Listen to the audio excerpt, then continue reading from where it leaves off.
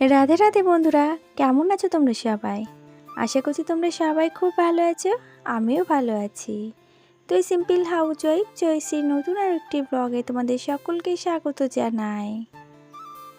এখন বাজে সকাল 8টা। তো এখন থেকেই তোমাদেরকে সাথে নিয়ে আমার ব্লগটা স্টার্ট করছি। আই হোপ যে আজকের ব্লগটা তোমাদের ভালো লাগবে। আর এই যে ইতিমধ্যে আশেপাশে কাজকর্ম সবটা তো কমপ্লিট হয়ে গেছে। এখন একটু ভাত বসাবো, সিদ্ধ ভাত, প্রতিদিনকার নাই। তো আজও বসাবো সিদ্ধ ভাত। আর সকালবেলা জানো তো, সিদ্ধ ভাত বসাতে গেলে আমাদের রেশনের চালটাই ব্যবহার করা হয়। যেহেতু আমরা মধ্যবিত্ত পরিবারে থাকি, তো আমাদের কাছে রেশনের চাল বলো আর যে চালই বলো না কেন, আমাদের কাছে সমতুল্য। ভাত হলেই হয়। আমরা কোনোভাবে দিন আনে দিন খায়ে জীবনটাকে চালাতে পারলেই বাঁচি, তেমন একরকম বলতে গেলেই চলে। আর কাল রাত 8টার সময় বৃষ্টি ধরেছিল। সেই বৃষ্টি যেন নেমেছে কখন, ভোর 4:30 নাগাদ। তো এখনও দেখো চাঁদের পুরে জল আছে, আর আমি তার মধ্যে আবার চাল ধোয়া জলটা নিয়ে এসেছি। তো সবটা দেয়া গেল না এই গাছটাতে। আর চাল ধোয়া জল আর সবজির খোসা পচিয়ে যে জলগুলো থাকে সেইগুলো দিয়ে না, দেখো গাছে কেমন পরিমাণে ফুল ধরেছে। ফুলের যে এইগুলো সেগুলো সত্যি গ্রোথ হয়েছে। এটা আমার আগে জানা ছিল না, তবে আমার এক কাকা শ্বশুর সাজেশান দিয়েছিল। তো তার সাজেশান অনুযায়ী চলে অনেকটাই গ্রোথ হয়েছে গাছগুলোর। আর আমার ড্রাগন গাছটা দেখেছো কেমন শিং বেরিয়েছে হরিণের মতো, দেখে কিন্তু বেশ ভালো লাগলো যে সত্যি যত বড় হচ্ছে তত যেন একেবারে হরিণের শিংয়ের মতনই হচ্ছে। আর এদিকে আজ তো গাছে একটাও ফুল দেখতে পাচ্ছি না, কেননা আমার দুটো ফুল ফুটেছিল। আমার শাশুড়ি মা নিয়ে গিয়ে সকাল সকাল পুজো দিয়েও ফেলেছেন। আর কালকের যে কুড়িগুলো আছে সেগুলোই শুধুমাত্র এখন দেখতে পাচ্ছি, আর কাল দেখতে পাবো ফুল। আর কালকে দুই গাছে দুটো রেড কালারের জবা ফুলও ফুটবে। আর এই যে ইতিমধ্যে চলে এসেছি আমি ঘরের মধ্যে। এসে এবার বেড কভারটাকে একটু চেঞ্জ করে ফেলি।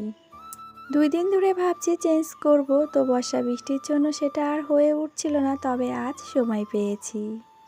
ভালোবাসার নদী কে যে কোথায় পাবে, কার মনের হদিশ থাকে বুকে চাপা, ভালোবাসার নদী। ঢেউ মুঠোয় রেখো যেন যায় না খোয়া, তাকে বানায় সোনা অনুরাগের ছোঁয়া। আর এই যে ইতিমধ্যে কিন্তু আমি বেড কভারটাকে টান টান করে পেতেও ফেলেছি, আর সেই সাথে সাথে বালিশের কাভারগুলোও চেঞ্জ করে নিয়েছি। আর এখন এই যে দেখো, যেটা সব থেকে কঠিন কাজ হয়ে থাকে আমার প্রতিদিনকার, শুধুমাত্র কাপড় দিয়ে ডাস্টিং করলে কিন্তু হয় না। এই জিনিসটাকে এভাবে ব্রাশ দিয়েও বসে বসে আমাকে ঘষতে হয়। তোমাদের সাথে শুধু কাপড় দিয়ে ডাস্টিং করাটা শেয়ার করি, কিন্তু এই যে ব্রাশ দিয়ে ঘষার এই মুভমেন্টটা কিন্তু তোমাদের সাথে কোনোদিনই শেয়ার করি না। আর এই যে আমি শুধু প্রতিদিনই বলি লোডশেডিং হয়, আর আজ দেখতে পেলে সচক্ষে। ওইভাবেই জানো তো কারেন্টগুলো আমাদেরকে ডিস্টার্ব করে। যখনই একটা বেশ কাজের মুহূর্ত হয়ে যায়, যখনই ভাবি যে এইবার কোনো কাজে দরকার তোমাদেরকে, সেই সময়ই না ওরকম লোডশেডিং হয়ে যায়। তখন যে এত রাগ হয় কি বলবো। আর এই যে ইতিমধ্যে বাবুকে তো গুছিয়ে পাঠিয়ে দিয়েছি স্কুলে। আর আজকে শুধুমাত্র বড় বাবুর পরীক্ষা। ছোটো বাবু গিয়েছে তোমার দাদা ভাইয়ের সাথে বাজারে পরোটা খেতে। তো বড় বাবু ডিম ভাজা করে দিয়েছিলাম, ও সেটা দিয়ে ভাত খেয়ে গেছে। আর এদিকে আমি সময় পেয়েছি একটু মাথায় হেয়ার অয়েল দেওয়ার জন্য। এটা কিন্তু আমার সম্পূর্ণ বাড়িতে বানানো হেয়ার অয়েল। আর এই অয়েলটাও ব্যবহার করে আমি না অনেকটাই উপকার পেয়েছি। আর বর্ষাকালে যদি তোমরা এরকম হেয়ার অয়েল বানিয়ে বাড়িতে ব্যবহার করো, তাহলে কিন্তু তোমাদের চুল পড়া অনেকটাই কমে যাবে। আমার তো যে পরিমাণে চুল পড়ছিল সেই তুলনায় আমার এখন 99% চুল পড়া কমে গেছে। সত্যি, যখনই মাথায় চিরুনি দিতাম, চিরুনি পুরো বোঝা হয়ে হয়ে চুল উঠতো। কিন্তু এই অয়েলটা ব্যবহার করার পর থেকে আমার চুল ওঠা অনেকটাই কমে গেছে। আর এদিকে 2-3 দিনের জামা কাপড় সব মিলিয়ে পরেছি। মধ্যেও কিছু ভাঁজ করেছি হালকা পাতলাগুলো, তবে এই যে 2 দিনে আবারও জমে গেছে কিছুটা। তো তার মাঝে আমি কিন্তু জামা কাপড় ভাঁজ করিনি তা কিন্তু নয়, ভাঁজ করেছিলাম হালকা পাতলা যেগুলো থাকে।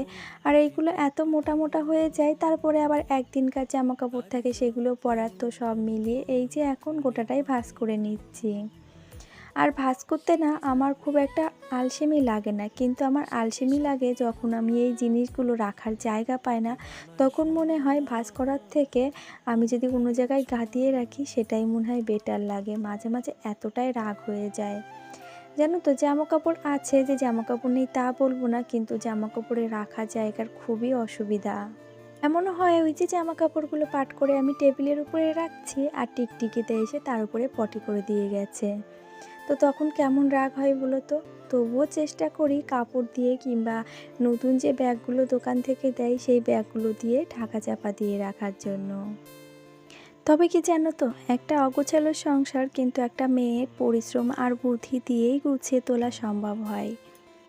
তবে অনেকেই বলে যে সংসারের রোজগার বা উপার্জন যদি না থাকে তাহলে কিন্তু মেয়েরা সেখানে কোনো কিছু করতে পারে না। শুধু রোজগার থাকলে হয় না, শুধু ইনকাম থাকলে হয় না, নারীর মনের ইচ্ছা শক্তিরও দরকার হয় সংসারে। সংসার যদি অল্প টাকা রোজগার করা হয় তো সেখানেও কিন্তু সংসারে সুখী থাকা যায়। সেটা যদি একটা মেয়ে মনে করে যে আমি এই অল্প টাকায় সংসারটাকে গুছিয়ে সুন্দর করে রাখার চেষ্টা করব, কিংবা নিজেকে মোটিভেট করব এই ছোট্ট সংসারটাকে গুছিয়ে তোলার জন্য, তবে একটা মেয়ে চাইলেই সব কিছু করতে পারে। আর তার কাছে অসম্ভব কোনো কিছুই না। সে অসম্ভবকে সম্ভব করার ক্ষমতা এবং যোগ্যতা দুটোই রাখে। নারী কিন্তু সর্বগুণ সম্পন্ন হতে পারে, তবে এই যে কিছু কিছু মানুষের কথায় তারা সর্বগুণ সম্পন্ন হতে গিয়েও সেখান থেকে বিভ্রান্ত হয়। তো দেখো, এখানেও কাজ করতে করতে কিন্তু কারেন্টটা চলে গেছিলো, কিন্তু কিছু করার নেই, সেই মতো অবস্থায় কাজটাকে কমপ্লিট করে তারপরে নিজে স্নান করে চলে এসেছি। আর সকাল সকালই স্নান করে নিয়েছি, কেননা আকাশের ওয়েদার খুব একটা ভালো যাচ্ছে না। তবে প্রকৃতি যদি সাথ না দেয় তো সময় কি করে সাথ দেয় বলো তো। প্রকৃতির সাথেই তো সময়ের সম্পর্ক। আর এদিকে দেখো মেঘলা আকাশ, তবুও কিন্তু পিছু পা হচ্ছি না জামা কাপড়গুলোকে মেলে দিতে। তবে একটা জিনিসে খুব ভয় ধরে গেছে, যে আমি বেড কাপড়গুলো তুললাম সেগুলোকে আর ধুয়ে দিলাম না, সেগুলো কালকের জন্য রেখে দিলাম। কেননা এখন যদি আমি ওইগুলোকে ধুয়ে মেলতে যাই তবে আমার রান্নাবান্নার দিকে খেয়াল দেওয়া হবে না। তার জন্যই বিশেষ করে আর জামা কাপড়গুলোকে ধুলাম না। তাতে করে দেখছি সকাল থেকেই ওইভাবে অন্ধকার হয়ে আছে। আর মাথায় তেল দিয়ে জল দিয়ে কিন্তু আমি কাজগুলোকে কমপ্লিট করেছি। তার মধ্যে আমার ঘন্টাখানিক হয়ে গেছিলো মাথায় তেল দেয়া, আর তেলটাকে না 1 থেকে 1.5 ঘন্টা রাখলেই হয়ে যায়। তবে যদি রাত্রেবেলা ঘুমানোর আগে মেখে ঘুমানো হয় তাহলে কিন্তু আরও বেটার হয়। তবে ওই যে রাত্রেবেলা মেখে তারপরে বালিশে লটালটি হবে, ওই জন্য আর রাত্রেবেলা মাখি না। আর ওই যে টাইম করে নিয়ে একটু মেখে নিয়ে তারপরে কাজকর্মগুলোকে সেরে স্নান করতে করতেই বেশ অনেকটা টাইম চলে যায়। তো এটাতেই অনেকটাই উপকার পাওয়া যায়। আর ওই যে বললাম না গাছে ফুল ফুটেছিল, আমার শাশুড়ি মা পুজো দিয়েছেন, তো এই একটা রেড জবা ফুটেছিল আর একটা পিঙ্ক জবা ফুটেছিল। আর বাদ বাকি সাদা ফুল তো রাস্তার পাশে গাছ লাগানো আছে সেখান থেকে নিয়েছে। আর জানো তো গাছটার অবস্থা খুবই খারাপ হয়ে গেছে, পুরো সাদা ফুল গাছ দুটোতেই একেবারে পোকা লেগে খেয়ে গেছে সব পাতা। এরকমটা কাদের কাদের বাড়িতে হয়েছে, সাদা ফুল গাছে পোকা লেগে পাতা খেয়ে গেছে, আমাকে একটু কমেন্ট করে জানিও তো প্লিজ।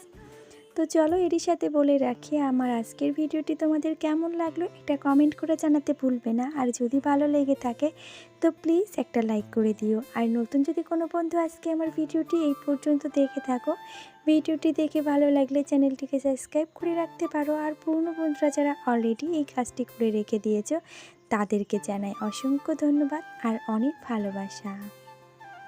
আর তোমরা দেখতেই পাচ্ছ ইতিমধ্যে আমি ঠাকুর ঘরে আবার নিজের জন্য কিছু ফুল জোগাড় করে নিয়ে সকল ঠাকুরের পায়ে অর্পণ করে ঠাকুরকে নমো দিয়ে তারপরে চলে এসেছি রান্নাঘরে। আর আজ না বেশ খানিকটা লেট হয়ে গেছে, তার জন্য 2 সাইডে 2টো কড়াইতে একেবারে তরকারি বসিয়ে দিয়েছি। ভাবছি তরকারি দুটো আগে হয়ে গেলে তারপরে ভাতটা বসিয়ে দেবো। চালটা যেহেতু ভিজিয়ে রেখেছি তো ভাত হতে আর বেশি টাইম লাগবে না। তো দেখো ইতিমধ্যে কিন্তু আমার 2টো তরকারি রেডি হয়ে গেছে। আর দুটোই যেহেতু চিংড়ি মাছ দিয়ে তরকারি করছি, একটা হলো ঝিঙে আর একটা হলো চাল কুমড়ো। তো 2টো তরকারি কিন্তু একদম প্লেন সাদা মাঠা, শুধুমাত্র জিরে বাটা দিয়েই বানিয়েছি।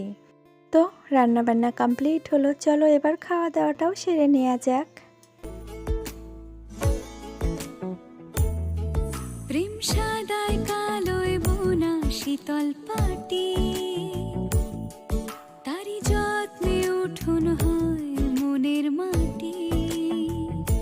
আর এই যে খাওয়া দাওয়া সেরে আধা ঘন্টা মতন রেস্ট নিয়েছি, ছাদের উপর থেকে জামা কাপড় পেরে উঠোনটাকে ঝাড় দিয়ে নিচ্ছি। আর এবার ওই যে দিদিভাইরা বসে আছে, ওখানে যাব একটু গল্প করতে। তবে চলো আজকের মতন ভিডিওটি এই পর্যন্তই। সকলে খুব ভালো থাকবে, আবারও দেখা হবে।